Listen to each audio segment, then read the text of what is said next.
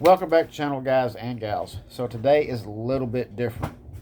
Um, First off, I want to give a big shout out to Jason Iatt, a friend of mine of many, many years, basically going back to almost elementary. Uh, Been through some rough times. He's, still dealing with life, still keeps kicking, and hearing from him last night was actually very good. I was glad to hear from him. But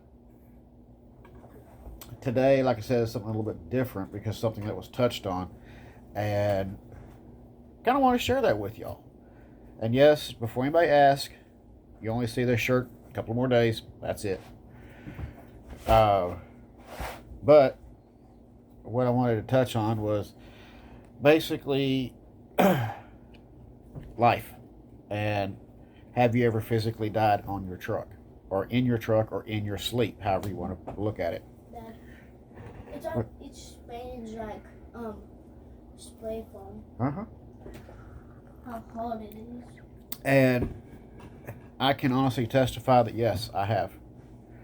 About a year ago, maybe a little over a year ago, I'd been up driving for quite a long time. Uh, didn't even really pay attention to time. I was just driving, trying to get my job done. Chest went to hurting. I knew I was exhausted, and I went and finally found a truck stop to shut down at that wasn't full, that I could actually park in because I was oversized. Well, a little bit oversized. Nothing that would require all the little rotators and flags and stuff. And I went to sleep that night. When I laid down, I went to sleep, and originally I thought I was dreaming, but I know I wasn't.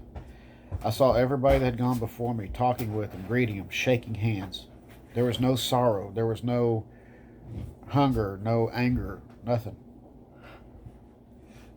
I saw my father, and he was shocked to see me there. But yet he was also happy. And I was happy as well. And as I was talking with people and greeting hands, I physically had Jesus Christ lay his hand on me. And people say, how do you know that? Because I felt it. He physically placed his hand on me. And when I looked up and went like this, it was him. It was Jesus Christ. And he talked to me. He said, Norm, I'm abbreviating Norm because y'all all know my name's Norman. He says, you're not supposed to be here yet. It's not your time. Go back and complete what you got to do. He says, you got a long life ahead of you. Go back. It's not your time. And I started crying in all this because I didn't understand why he was sending me back. But I do now. I understand it more now. When I woke up, I looked around my truck like I had to figure out where I was at. And get my senses to me. Once I was able to put pieces together back in my head of where I was at, what was going on, what had happened when I went to sleep. That was very, very humbling. When I woke up, I was the most humble person you'd ever seen in your life. It reminds you that yes, things happen for a reason. And there's been many, many stories about this throughout history of things like this happening. But it's something I wanted to share with y'all because it was touched on last night. It doesn't mean you forget who you are or where you came from. It doesn't mean that you forget what you're doing,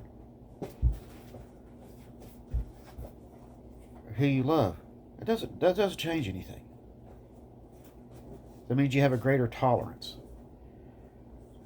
I don't forget myself. Yes, I'm a certified chaplain, but no, I don't forget. And I don't forget the people that have been there. Do I tolerate some things? I'm a little bit more tolerable than what I used to be. But that doesn't mean mess a person over and be okay with it. That doesn't mean I'm going to keep turning the other cheek. You only got two cheeks, right? I mean, that's it, you know. So there's things that you come to realize, and that was one of them. I'm more humble than what I used to be. Yes, I'm more tolerable of a lot more stuff, a lot more forgiving than what I used to be. Uh, do I look at myself as a better person? Maybe, maybe a little bit better person than what I was. I don't take life for granted anymore. That doesn't mean you stop being you. That doesn't mean you keep putting up with crap. You're there. You know, you're right where you need to be. God put you there for a reason, and that's what's going on. So, even when you sit back and go, well, I've died and I've met him and he's placed his hands on me. I don't understand what's going on. It's because you're not supposed to be there. There's something there that you still have to learn. There's something there that you still have to do. It's something you may have to prove. Or it's just not your time. You're not supposed to be there. And for me, it wasn't my time. I wasn't supposed to be there. And oddly enough, I do ask Jesus on a regular basis, please let me live to be 110. And I kind of chuckle about it when I do ask about it because, well, one of them's kind of selfish and the other one's really not. You know, the one that's not is just because I kind of want to see what goes on in the world, you know, see what happens. And the other one is just to upset my kids, just so they have to change my diapers when I'm 110 years old. I have to chuckle about that. But, you know, it is what it is. Whether he lets me, who knows? If he says, okay, let's let you live to be 110 and see the world, cool. If he doesn't, he does it. You know, hey, I'm good with it. Do I fear death? No. I do not fear it at all.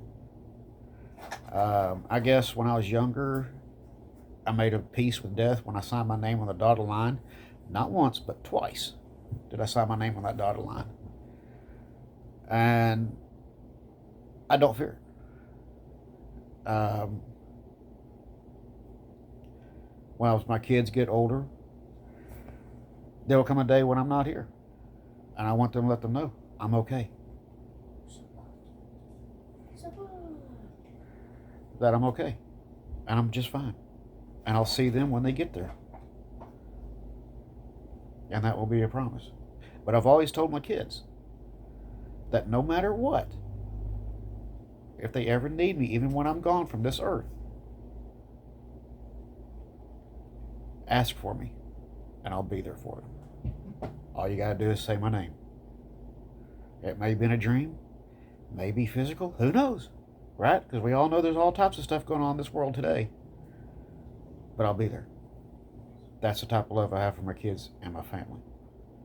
At one time, I used to ask God, just let me stand outside the gates of heaven. Let me greet my family as they come through till the last one comes through. Let me do that. I don't think he's going to let me do that. Be kind of cool, though. Greet everybody as they come through. Be kind of cool. But you know what? It's all right. It made me a humble person, made me who I am today, and reminds me every day that no matter what's going on in my life, he's here. He's here and here. So that is my little spiel for today. I will see you on the next video later.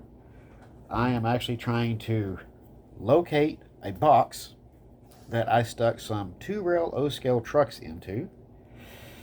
And I don't remember what box I stuck them into. Because I have another $0 build coming up and we're going to have some fun with it.